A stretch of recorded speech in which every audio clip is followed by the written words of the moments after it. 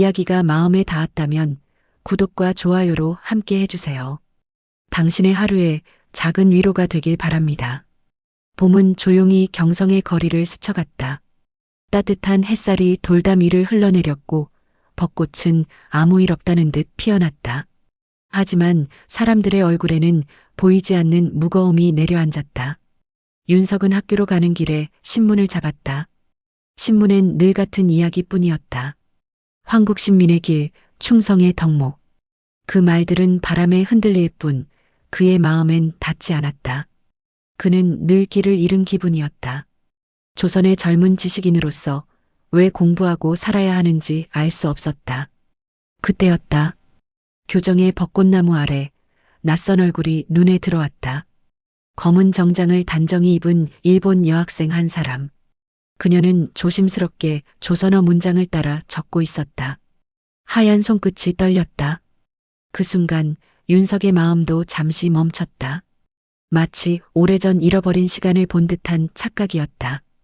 그녀의 이름은 사에코. 일본에서 조선어를 배우러 온 학생이었다. 하지만 왜 이곳에 왔는지는 아무도 몰랐다. 윤석은 자연스럽게 그녀 옆에 앉았다.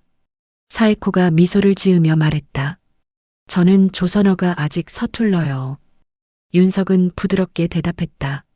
조선의 말은 어렵지 않아요. 다만 마음으로 들어야 이해할 수 있어요. 사에코는 고개를 끄덕이며 중얼거렸다. 마음으로 듣는 말 참 예쁘네요. 그날 이후 두 사람은 매일 도서관에서 마주했다. 윤석은 그녀에게 조선어를 가르쳤고 사에코는 윤석에게 일본 시를 읽어주었다. 서로의 언어는 달랐지만 대화는 하나의 음악처럼 이어졌다. 그 음악은 천천히 그러나 깊게 마음에 스며들었다. 하루는 윤석이 물었다. 왜 조선어를 배우려는 거예요? 사에코는 잠시 생각하다가 말했다. 이곳의 말엔 슬픔이 있어요. 근데 그게 참 아름답다고 생각했어요. 그 말에 윤석은 아무 말도 하지 못했다. 그녀의 눈빛에는 단순한 호기심이 아닌 무언가를 이해하고 싶은 마음이 담겨 있었다. 그날 밤 윤석은 노트에 한 문장을 썼다. 오늘 나는 사에코라는 이름을 배웠다. 그 짧은 문장이 그의 마음을 흔들었다. 그는 이유도 모른 채 설레었고 다시 살아있는 느낌이 들었다. 며칠 뒤 일본 교관이 학교에 찾아왔다. 사에코의 수업 태도를 감시하기 위해서였다. 교관은 윤석을 향해 냉담하게 말했다. 조선인은 일본 여학생에게 불필요한 친절을 보이지 마라. 윤석은 아무 말도 하지 않았다. 다만 주먹을 꼭 쥐었다. 그날 이후 그는 일부러 그녀와 거리를 두었다. 그날 밤 사에코는 홀로 도서관 한 구석에 앉아 있었다. 손에는 윤석이 건넨 쪽지가 있었다. 봄이 지나면 바람이 되어도 그대 곁에 있을 겁니다. 그녀는 그 문장을 조용히 되뇌었다. 이 말, 참 조선 말답네. 그리고 천천히 미소 지었다. 그 미소는 짧았지만 윤석의 마음속엔 오래 남았다. 그는 다시 세상을 미워하지 않았다. 비록 현실은 바뀌지 않았지만 누군가를 향한 마음 하나로 그는 살아있음을 느꼈다. 봄은 그렇게 흘러갔다. 사람들은 제국의 깃발 아래 걸었지만 그의 마음속엔 여전히 조선의 바람과 그녀의 미소가 남아있었다. 그리고 그 바람은 아직 그의 노트 사이에서 조용히 숨쉬고 있었다. 늦은 오후 경성의 하늘은 뿌연 먼지에 덮여 있었다. 거리를 지나는 사람들의 얼굴엔 피곤이 묻어 있었고 골목 끝에서 들려오는 전축 소리가 하루의 마지막을 알리고 있었다. 윤석은 그날도 학교를 마치고 도서관에 들렀다. 책상 위엔 사에코의 필체가 남은 노트 한 권이 놓여 있었다. 봄은 끝나지 않았다. 짧은 문장이었지만 마음을 오래 붙잡았다. 며칠 전 교관의 눈을 피해 그녀는 조심스레 편지를 건넸다. 거기엔 조선어로 이렇게 적혀 있었다. 나는 이제 마음의 말을 배우고 싶어요. 윤석은 그 문장을 여러 번 읽었다. 그 단순한 말이 모든 설명보다 깊게 다가왔다. 그날 이후 두 사람은 조용히 다시 만났다. 사람들의 시선을 피하듯 낡은 도서관 뒤편 벤치에 앉아 책을 함께 읽었다. 조선의 시엔 바람이 많아요. 사에코가 속삭였다. 윤석은 웃으며 대답했다. 그건 바람이 우리의 말을 대신해주기 때문이에요. 사에코는 잠시 하늘을 바라봤다. 나는 그 바람 속에서 당신의 말을 들었어요. 그 말에 윤석은 아무 대답도 하지 못했다. 그저 조용히 그녀의 옆모습을 바라보았다. 햇살이 그녀의 머리카락 위에서 잔잔히 흔들렸다. 그날 두 사람의 마음속엔 같은 생각이 피어올랐다. 이 시간이 오래 머물면 좋겠다. 밤이 깊어가고 있었다. 도서관 창문 사이로 불빛이 새어나왔고 책장 사이에는 종이 냄새가 가득했다. 윤석은 책상에 앉아 연필을 굴리고 있었다. 그의 손끝에는 사에코가 얼마 전에 건넸던 편지가 아직 남아 있었다. 나는 당신의 말을 배웠어요. 하지만 이제는 당신의 마음이 궁금해요. 그 문장은 짧았지만 가슴 깊은 곳을 흔들었다. 윤석은 책을 덮고 조용히 창밖을 바라봤다. 바람이 불고 있었다. 그때 문이 살짝 열리며 사에코가 들어왔다. 그녀는 조심스럽게 인사했다. 너무 늦었나? 그렇지만 오늘은 꼭 오고 싶었어요. 윤석은 고개를 들었다. 그녀의 얼굴은 창문 밖 불빛에 비쳐 희미하게 빛나고 있었다. 오늘따라 책보다 당신 얼굴이 더 반갑네요. 사에코는 수줍게 웃었다. 오늘은 시를 배워볼까요? 그녀는 가방에서 종이 한 장을 꺼내 읽기 시작했다. 봄비가 내리면 나는 생각한다. 잊혀진 이름들이 다시 피어나길. 윤석은 그 시를 듣는 동안 마음이 조용히 흔들렸다. 그는 낮은 목소리로 말했다. 그 시는 당신을 닮았어요. 조용하지만 강해요. 사에코는 잠시 고개를 숙였다. 나도 몰라요. 하지만 이곳의 공기가 좋네요. 사람들의 말, 냄새, 그리고 당신의 목소리까지. 그 순간 윤석은 그저 웃을 수밖에 없었다. 둘 사이의 공기는 따뜻했다. 하지만 동시에 무겁기도 했다. 창밖에서 순찰의 발자국 소리가 들려왔다. 두 사람은 숨을 죽였다. 잠시 후 발자국이 멀어지고 나서야 다시 숨을 내쉬었다. 이런 시간 언제까지 가능할까? 사에코의 목소리가 떨렸다. 윤석은 천천히 대답했다. 우리가 서로를 잊지 않는 한 이 시간은 계속될 것이에요. 사에코는 고개를 끄덕였다. 그리고 조용히 손을 내밀었다. 그럼 이건 비밀입니다. 그녀의 손에는 자신의 옷에서 뜯은 작은 단추 하나가 쥐어 있었다. 윤석은 그것을 받아 손바닥에 꼭 쥐었다. 그 단추는 따뜻했고 작았지만 그들의 마음처럼 귀하게 느껴졌다. 밖에서는 봄비가 내리고 있었다. 작은 불빛 아래서 두 사람의 그림자가 천천히 하나로 겹쳤다. 경성의 하늘은 여전히 흐렸다. 그날 이후 윤성은 매일 도서관 근처를 찾아봤지만 사에코는 나타나지 않았다.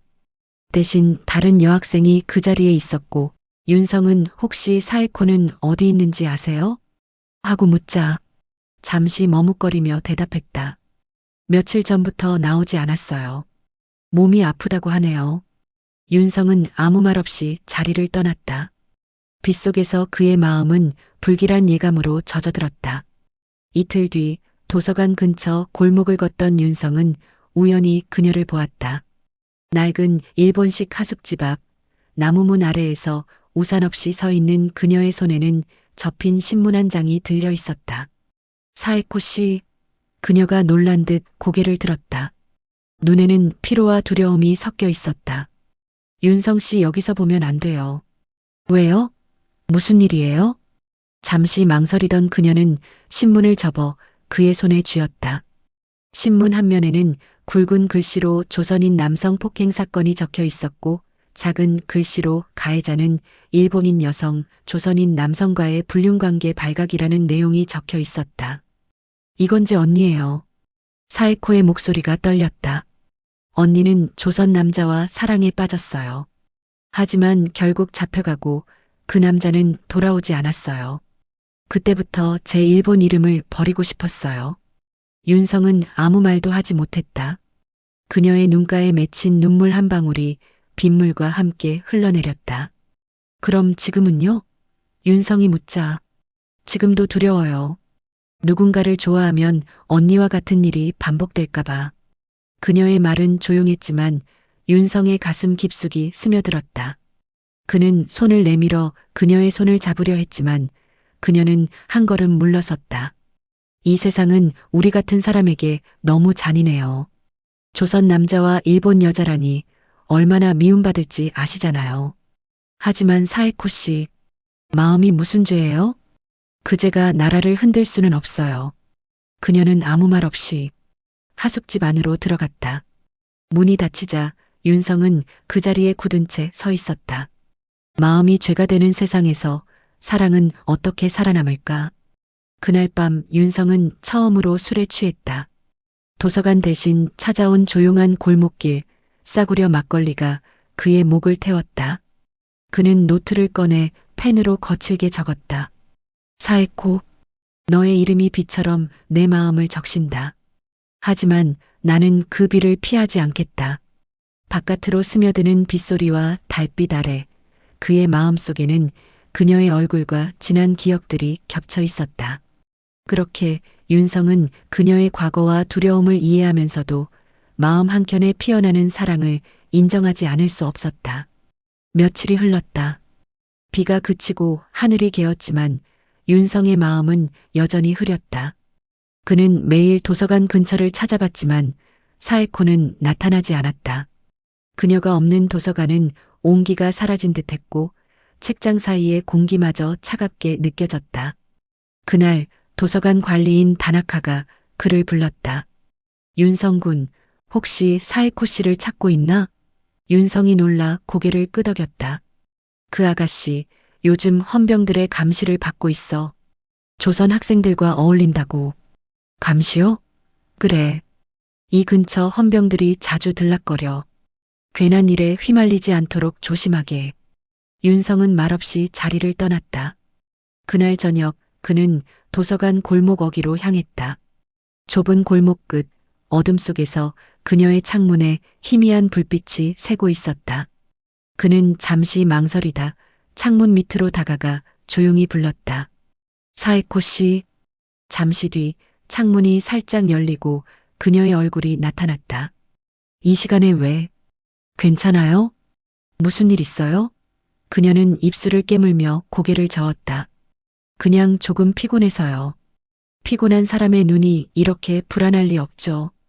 윤성의 말에 그녀는 한참 말이 없었다. 그러다 낮게 조심스레 입을 열었다. 윤성 씨, 혹시 오늘 신문 봤어요? 아니요, 왜요? 그녀는 주머니에서 접힌 신문을 꺼냈다. 굵은 제목이 눈에 들어왔다. 조선인 유학생, 항일 문건 배포 혐의로 체포, 기사 속 이름은 낯익었다. 윤성이 함께 글을 쓰던 하구, 최병우였다. 그는 잠시 말을 잃었다. 사에코가 조용히 말했다. 그분이 당신 글을 인용했다고 하더군요. 이젠 당신도 위험해요. 윤성은 얼굴이 굳었다. 머릿속이 혼란스러웠다. 나의 글이 누군가를 잡아가게 만들었다고? 난 그저 진실을 썼을 뿐인데.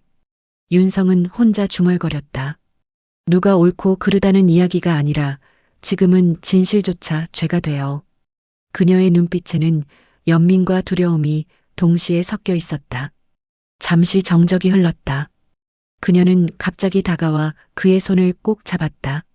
부탁이에요. 며칠만이라도 도서관 근처를 떠나요. 그럼 당신은요? 윤성이 물었다. 전 괜찮아요. 그건 거짓말이에요. 윤성은 그녀의 손을 더 세게 쥐었다. 손끝이 떨렸고 눈가에 눈물이 맺혔다. 윤성 씨, 우리가 더 가까워지면 둘 다 망해요. 그럼 지금처럼 멀리서 바라보기만 하란 말인가요? 그게 사랑입니까? 그녀는 윤성의 말을 끊고 대답했다. 그게 전부가 아니에요. 그녀는 천천히 손을 뿌리치고 창문 안으로 들어갔다. 창문이 닫히자 윤성은 자신이 이미 되돌릴 수 없는 길 위에 서 있음을 알았다. 그날 밤 그는 노트를 꺼내 적었다. 사랑은 때로 목숨보다 더 위험하다. 하지만 나는 이미 그 길 위에 서 있다. 그녀의 이름이 나의 불씨가 되었으므로 창밖에서는 늦은 여름의 매미가 울고 있었다. 그 소리는 비명처럼 길고 절박했다. 윤성은 그 소리를 들으며 그녀와 자신 사이에 남은 거리와 마음을 천천히 받아들였다. 늦은 여름 경성의 도서관은 평소보다 조용했다. 책장 사이로 햇살이 스며들었지만 그 빛은 무겁게 느껴졌다. 윤성은 책상에 앉아 연필을 굴리며 사에코가 남긴 작은 단추를 손바닥에 쥐고 있었다. 손끝에 남은 따뜻함이 마음을 흔들었지만 동시에 두려움도 스며들었다. 그날 오후 도서관 밖에서 헌병들의 발걸음 소리가 들려왔다. 두려움이 윤성의 가슴을 조였다. 몇 초 후 도서관 문이 거칠게 열리며 헌병이 들어왔다. 조선인 학생 윤성. 항일 문건 배포 혐의로 체포한다. 윤성은 순간 숨이 막혔다. 책상 위에 놓인 노트, 연필, 그리고 사에코가 남긴 편지가 눈앞에서 아른거렸다. 그가 몸을 일으키려는 순간 헌병이 손을 뻗었다. 따라오라. 도서관 안의 학생들은 숨죽이며 장면을 지켜봤다. 사에코는 먼 발치에서 그 모습을 바라보다가 안타까움에 입술을 깨물었다. 윤성 씨. 그녀는 조용히 중얼거렸지만 그 소리는 바람에 묻혀버렸다. 헌병에 이끌려 도서관을 나서는 동안 윤성은 뒤를 돌아보았다. 사에코는 여전히 창문 너머로 그를 바라보고 있었다. 그 눈빛에는 걱정과 안타까움, 그리고 그리움이 담겨 있었다. 도서관을 벗어나 골목을 걷는 윤성의 마음은 혼란스러웠다. 누군가의 글이 누군가를 위험에 빠뜨릴 수 있다는 사실이, 자신의 존재가 점점 더 큰 위험을 부른다는 현실이 그의 가슴을 짓눌렀다. 윤성은 끌려가는 길에 자신의 노트에 적은 짧은 문장을 떠올렸다. 그는 그 짧은 문장 하나로 사에코와의 시간과 마음을 담았다. 사랑은 때로 목숨보다 더 위험하다. 하지만 나는 이 길 위에서도 그녀를 잊지 않겠다. 창밖의 달빛이 책장 사이로 비쳐 도서관의 흔적을 비추었다. 그날 밤 그 빛 속에서 사에코는 단 한 번 윤성을 향해 손을 흔들었다. 그 손짓은 짧았지만 마음 깊숙이 남아 오래도록 흔들렸다. 늦가을 경성의 하늘은 잿빛으로 내려앉았다. 윤성은 3달간 구금되어 있었고 그 사이 도서관의 책장과 창문 너머 풍경이 그리웠다. 윤성, 석방이다. 헌병의 차가운 목소리가 유치장을 울렸다. 증거 불충분. 하지만 감시 대상이다. 글을 함부로 쓰지 마라. 유치장 문을 나서는 순간 싸늘한 공기가 그의 얼굴을 스쳤다. 그 냉기는 이상하게 반가웠다. 처음으로 눈송이가 잔잔히 떨어지고 있었다. 윤성은 잠시 걸음을 멈추고 머릿속으로 사에코의 얼굴을 떠올렸다. 그녀는 지금 어디서 무얼 하고 있을까? 며칠 뒤 그는 예전처럼 도서관으로 향했다. 하지만 건물 문은 굳게 닫혀 있었고 창문에는 먼지가 내려앉아 있었다. 주변에 물어보니 사에코는 이미 떠났다는 소식뿐이었다. 그녀가 떠난 도서관은 마치 숨죽인 채 그의 발걸음을 기다리는 듯했다. 그러다 문틈에 작은 봉투 하나가 보였다. 윤성 씨에게. 사에코의 글씨였다. 손이 떨리는 윤성은 봉투를 열었다. 윤성 씨, 당신이 감옥에 있는 동안 매일 도서관 앞을 지켰어요. 하지만 제가 곁에 있을 수는 없었어요. 일본으로 돌아갑니다. 하지만 마음은 이곳에 남아요. 봄이 오면 다시 돌아올게요. 사에코 드림. 봉투를 쥔 그의 손이 떨렸다. 눈가가 뜨거워지고 가슴속에서 사에코의 마음이 잔잔히 퍼졌다. 그는 벽에 등을 기댄 채 눈을 감았다. 그녀는 약속했어. 봄이 오면 다시 돌아온다고. 그날 이후 윤성은 도서관 근처 골목을 매일 거닐었다. 봄이 오면 벚꽃이 피고 그녀가 돌아올 것만 같았다. 그는 노트에 편지를 적었다. 사에코 씨, 당신의 이름은 여전히 내 마음속에서 살아있습니다. 매일 당신을 생각하며 글을 씁니다. 언젠가 이 글이 바다를 건너 당신에게 닿기를 바랍니다. 편지를 접어 손에 꼭 쥐고 조용히 골목을 걸었다. 멀리서 새 한 마리가 울었다. 그 소리를 들으며 윤성은 속삭였다. 이제 봄이 오면 당신이 돌아올 자리에 꽃이 피겠지요. 그의 마음속엔 여전히 사에코의 작은 불빛이 남아 있었다. 도서관은 비록 닫혀 있었지만 그곳에서 시작된 그들의 인연은 아직 끝나지 않았다. 세월은 흘러 다시 봄이 왔다. 도서관 골목과 경성의 거리는 벚꽃으로 뒤덮였다. 하얗고 연분홍 꽃잎이 바람에 흩날릴 때마다 사람들의 웃음소리와 발걸음이 함께 스쳐갔다. 그러나 윤성의 발걸음은 무거웠다. 그는 혼자 도서관 근처 골목을 걸었다. 경성 유학 시절부터 늘 다니던 길이지만 오늘따라 낯설게 느껴졌다. 무심코 사에코의 이름을 떠올렸다. 지금쯤 어디서 무얼 하고 있을까? 그녀는 일본으로 돌아가 새로운 삶을 살고 있다는 소식만 남겼다. 시간이 지나면 잊을 줄 알았지만 이상하게도 벚꽃이 피는 계절마다 그녀의 얼굴이 떠올랐다. 그날도 벚꽃 나무 아래에서 윤성은 사에코를 닮은 여인을 보았다. 옅은 회색 기모노 차림, 바람에 흩날리는 머리칼, 잠시 눈을 맞추자 고개를 숙이는 모습까지. 윤성은 숨을 삼켰다. 사에코? 그녀가 미소 지었다. 정말 그녀였다. 윤성 씨? 그 목소리는 조용했지만 벚꽃보다도 선명하게 그의 가슴을 흔들었다. 두 사람은 골목을 따라 찻집으로 들어갔다. 사에코는 그동안의 이야기를 담담히 꺼냈다. 남편은 사업에 바쁘고 난 그저 그의 그림자처럼 살고 있어요. 아이도 없고 웃을 일도 없네요. 윤성은 말을 잃었다. 그녀의 손가락 사이로 미묘하게 떨리는 찻잔이 보였다. 무심코 그의 손이 그 위에 포개졌다. 사에코 씨, 당신이 그때 떠나지 않았다면. 그녀는 미소를 지었다. 그때는 그렇게 해야만 했어요. 우리 둘 다 살아남기 위해. 잠시 정적이 흘렀다. 창밖에서는 바람이 일고 벚꽃잎이 찻잔 속으로 흩날렸다. 사에코는 그것을 바라보다가 조용히 중얼거렸다. 벚꽃은 너무 빨리 져버리네요.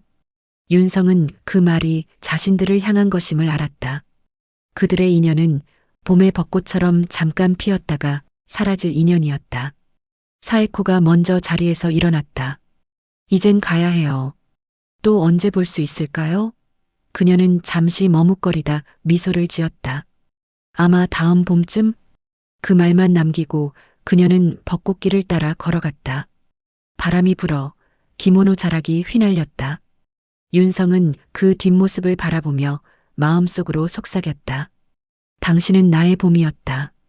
벚꽃잎이 흩날리며 그녀의 자취를 덮었다. 그는 그 아래에서 오래도록 서 있었다. 다시 찾아올 수 없는 인연임을 알면서도 마음 한구석에는 여전히 그녀의 이름이 피어나고 있었다. 그날 이후로 윤성은 사에코를 다시 볼 수 없었다. 봄은 지나가고 여름이 왔으며 세상은 점점 바쁘고 어지러워졌다. 학교 안에서는 일본 유학생들과 조선 학생들 사이의 감시가 심해졌다. 조선 학생은 집으로 돌아가려는 이들이 하나둘 짐을 싸기 시작했다. 윤성 역시 그 무리 중 하나였다. 떠나기 전날 밤 하숙집 문틈으로 한 통의 편지가 들어왔다. 보낸 이는 이름이 없었지만 글씨만 보고도 그는 알았다. 사에코. 손이 떨리며 그는 봉투를 열었다. 종이 안에는 짧지만 정성스러운 문장이 적혀 있었다. 윤성 씨께 우리는 아마 다시 만나지 못할 거예요. 당신과의 시간은 제게 봄날의 꿈이었어요. 조선에 와서 처음으로 따뜻한 햇살을 느낀 순간이었죠. 하지만 저는 이미 다른 길을 선택했어요. 당신이 그때 내 이름을 불러주었을 때 제 안에 사랑이라는 단어는 잠시 깨어났지만 다시 잠들어야 했습니다. 부디 당신의 조국에서 그 따뜻한 봄을 이어가 주세요. 사에코 드림. 편지 끝에는 작은 벚꽃잎이 눌려 있었다. 그는 조심스레 손바닥에 올려보았다. 이미 말라 색이 바랬지만 향기는 여전히 남아 있었다. 그날 밤 윤성은 잠들지 못했다. 책상 위에는 편지와 벚꽃잎, 그리고 그가 쓰던 답장이 놓여 있었다. 사에코 씨께 나는 내일 고향으로 떠납니다. 당신이 말한 봄날의 꿈은 내게 여전히 현재 진행형입니다. 그대가 내게 남긴 말 한마디, 그대가 보여준 웃음 하나가 내 인생의 문장을 바꿔놓았습니다. 만약 언젠가 조국의 봄이 찾아온다면 그대 이름으로 한 그루 벚나무를 심겠습니다. 다시 만날 수 없어도 나의 마음은 여전히 그대 곁에 있습니다. 윤성 올림. 그는 편지를 붙이지 못했다. 그저 접어 자신의 책 속에 넣고 가방에 넣은 채 고향으로 향했다. 떠나는 기차 안에서 창밖을 내다보았다. 도서관 골목과 벚꽃길은 여전히 바람에 흩날리고 있었다. 기차가 천천히 움직이자 그는 속으로 중얼거렸다. 안녕, 사에코 씨. 그 순간 바람이 대답이라도 하듯 벚꽃잎 하나가 차창을 스쳤다. 그는 손가락 끝으로 잡고 천천히 미소 지었다. 그녀는 봄이 지나도 여전히 내 안에 피어 있었다. 시간은 잔인하게 흘러갔다. 윤성은 고향으로 돌아온 지 어느덧 15년. 조선은 독립이 되었고, 그리고 큰 전쟁을 겪었다. 많은 것이 무너졌다. 도서관과 골목길, 벚꽃길에 남았던 기억마저 먼 안개 속으로 사라진 듯했다. 또 세월은 흘렀고 윤성은 이제 고향 변두리에서 조용히 글을 쓰는 사람이 되었다. 책상 위에는 오래된 만년필, 낡은 원고지, 그리고 바랜 벚꽃잎 한 장이 놓여 있었다. 그 벚꽃잎은 바로 사에코가 남긴 편지 속의 그것이었다. 그는 가끔 그것을 바라보며 속으로 중얼거렸다. 그때 그 봄 참 따뜻했지. 그의 봄. 우체부가 낡은 봉투 하나를 가져왔다.